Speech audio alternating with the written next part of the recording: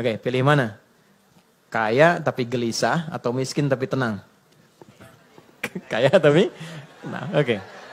Oh ya, ya. Ya, yang malu-malu jawab pengen sebetulnya kan? Oke. Nah, Allah tuh Maha tahu. Jadi nggak harus ditanya. Allah tuh Maha tahu. Sebelum dijawab sudah diharapan. Sebelum mimpi sudah dibangunkan. Makanya Allah bangunkan kita dari mimpi, naikkan harapan jadi kenyataan. Diingatkanlah 5 kali dalam sehari. Ya kan? Padahal mandi aja 2 kali kan?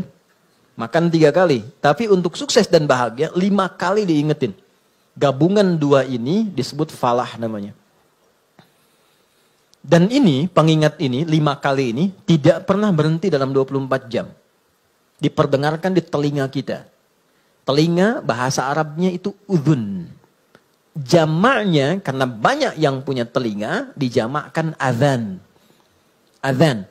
Kenapa adzan disebut adzan? Karena inilah satu-satunya panggilan di muka bumi yang didengar oleh orang yang masih punya telinga dan pendengaran. Itulah rahasianya kenapa waktu adzan itu ada perbedaan di setiap tempat. Coba, kita sekarang di Tanah Kusir misalnya kan. Geser dikit Tanah Abang. Beda kan waktunya kan? Terus Tanah Abang yang di Jakarta dengan Tanah Abang yang di Palembang, beda waktu kan? Palembang ada Tanah Abang juga kan? Ada, beda. Terus kalau kita riset, itu semua tempat di bumi, waktunya memiliki waktu khusus untuk adzan. Setiap tempat berbeda, karena Allah menginginkan lafaz adzan terdengar selama 24 jam di semua tempat. Dan cuma ini. Di mana ada agama yang punya panggilan kesuksesan, kebahagiaan, panggilan ritual, intelektual, fisikal sekaligus diingatkan 24 jam dalam sehari. Dan ini pasti bukan buatan manusia. Karena nggak ada satupun manusia membuat sebuah panggilan seperti ini. Mustahil. Nah, ini menunjukkan satu-satunya kebenaran risalah Islam. Tapi poinnya adalah substansinya bukan karena azannya. Allahu Akbar, Allahu Akbar. Oh, sholat nih. Ya. Poinnya bukan itunya. Sholat itu wasilahnya. Dari kata silah, terkoneksi dengan kuat. Yang tak terpisahkan. Kita kumpul sekarang, sifatnya disebut silah.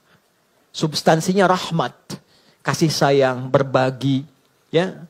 Digabungkan silah dengan rahmat jadi silaturahim. Silah itu artinya hubungan pertemuan yang menghubungkan sifat kasih yang dalam sehingga ketika berpisah itu masih ingat, bukan saat kumpul.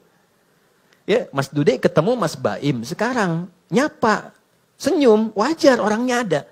Itu belum silaturahim. Nanti ketika terpisah masih ingat tuh. Masih mengingatkan, masih WA, masih doain, ya, masih punya harapan yang bagus, gitu kan? Nah, itu namanya silaturahim. Jadi silaturahim itu nampaknya bukan saat kumpulnya, saat pisahnya. Nah, pertemuan ini melatih kita mengeluarkan aura-aura kebaikan yang terbawa saat kita berpisah. Itu poinnya. Ibadah yang melatih kita terkoneksi dengan Tuhan, dengan Allah, yang ketika kita selesai ibadah itu masih terhubung dan ingat dengan semua petunjuknya, itu disebut sholat namanya. Dari kata silah. Di sholat itu adalah wasilah untuk mengoneksikan kita dengan Allah yang punya segalanya. Yang punya akses Allah. Yang punya rezeki Allah. Yang punya kelapangan Allah. Yang punya solusi Allah. Itulah yang menjadikan fitrah kita menyebut namanya saat punya kesulitan kan. Oke, saya sulit, saya telepon si fulan. Saya miss call si fulan, nggak terangkat. Walaupun saya sering telepon dia, WA dia, bikin status tentang dia. Ketika punya kesulitan dia nggak jawab.